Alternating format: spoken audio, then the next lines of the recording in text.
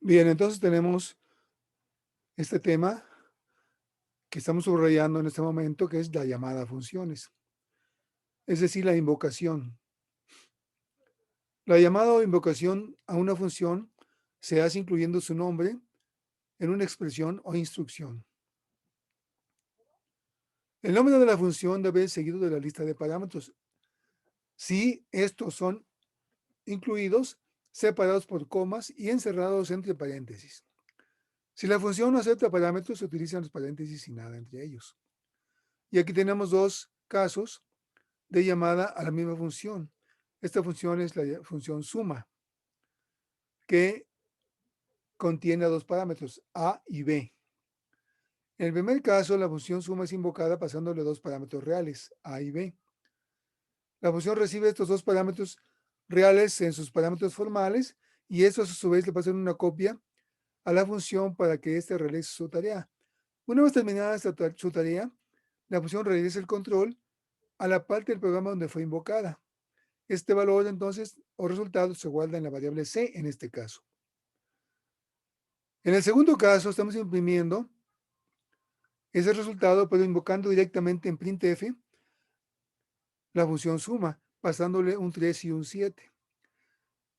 De manera igual al caso anterior, el 3 y el 7 son recibidos por los parámetros formales de la función y estos a su vez le pasan una copia a la función para que ésta realice la tarea y una vez terminada la tarea retorna un resultado a la parte del programa donde fue invocada, en este caso.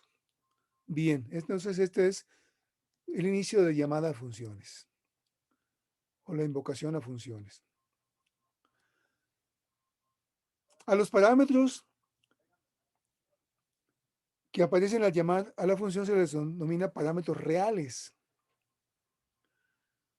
A los parámetros que aparecen en la definición de la función se les llama parámetros formales. Estos también aparecen en el prototipo de la función de la que estemos hablando. El número de parámetros reales debe coincidir con el número de parámetros formales, tanto en la definición como en la declaración. El tipo de dato de cada parámetro real debe coincidir con el tipo de dato del parámetro formal correspondiente. Cuando el programa encuentra el nombre de la función, evalúa los parámetros reales, pasa copia de dichos valores a la función y entrega el control de la ejecución a la función. Aquí tenemos un ejemplo de lo dicho anteriormente. Estamos entonces declarando el prototipo de la función suma, indicando que debe retornar un entero y que debe contener dos parámetros formales, a y b, de tipo entero.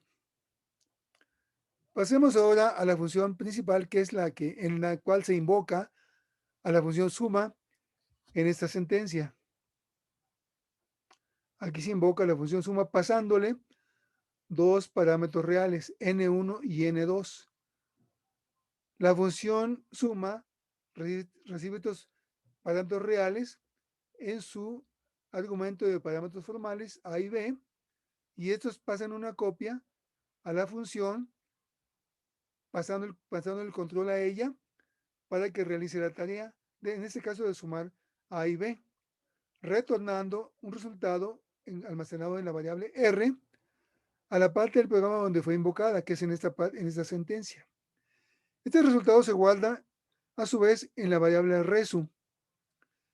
Y ya podemos entonces imprimir ese valor o ese resultado guardado en resu con un printf en esa sentencia. Aquí tenemos la suma de A y B es el resultado dado. Bien, el paso de parámetros a una función. ¿Cuántos tipos existen? Dos, por valor y por referencia. Ahora, ¿cómo se le pasan los parámetros de la función cuando se le invoca? Se establece automáticamente una correspondencia entre los parámetros de la llamada reales y los del subprograma formales. Esta correspondencia está definida por la posición. El primer parámetro real se corresponde con el primer parámetro formal. El segundo parámetro real con el segundo parámetro formal y así sucesivamente. Debe coincidir en número y en tipo de datos. Entonces tenemos dos formas de pasar parámetros. Por valor se pasa una copia a la función y por variable se pasa un puntero. Este tema no lo hemos tocado en este curso. Aquí tenemos un ejemplo ya más real de lo dicho previamente. Entonces tenemos aquí lo que habíamos comentado, declaración del prototipo de la función suma, con dos parámetros formales a y b de tipo entero. La función suma retorna un entero.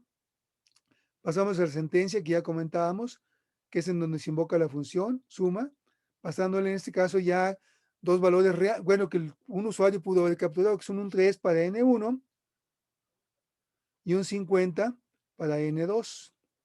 Entonces, ¿qué pasa? Cuando invocamos a la función, se le pasa estos dos parámetros reales, un 3 y un 50, a la función en sus parámetros formales. Estos parámetros formales pasan una copia al cuerpo de la función, tomando el control y realizando su tarea, en este caso de sumar A y B, retornando el resultado que es un 53. Entonces imprimiría en esta sentencia, una vez que retorna el control de la función, se retorna a donde fue invocada, se imprime el resultado en esta sentencia, como ya comentábamos en el ejemplo anterior. Bien, recalcando, la función recibe una copia de los valores de los parámetros reales. Esta copia queda almacenada en el parámetro formal o parámetros formales, parámetros de la función receptora. La función trabaja sobre los parámetros formales. Si se cambia el valor de un parámetro formal, el cambio solo es visible dentro de la función y no tiene efecto fuera de ella. Se debe usar el paso de parámetros por valor siempre que los argumentos no se van a modificar dentro de la función. Si se quisiera modificar, se utilizaría el paso por referencia, un tema que no hemos tocado en este curso.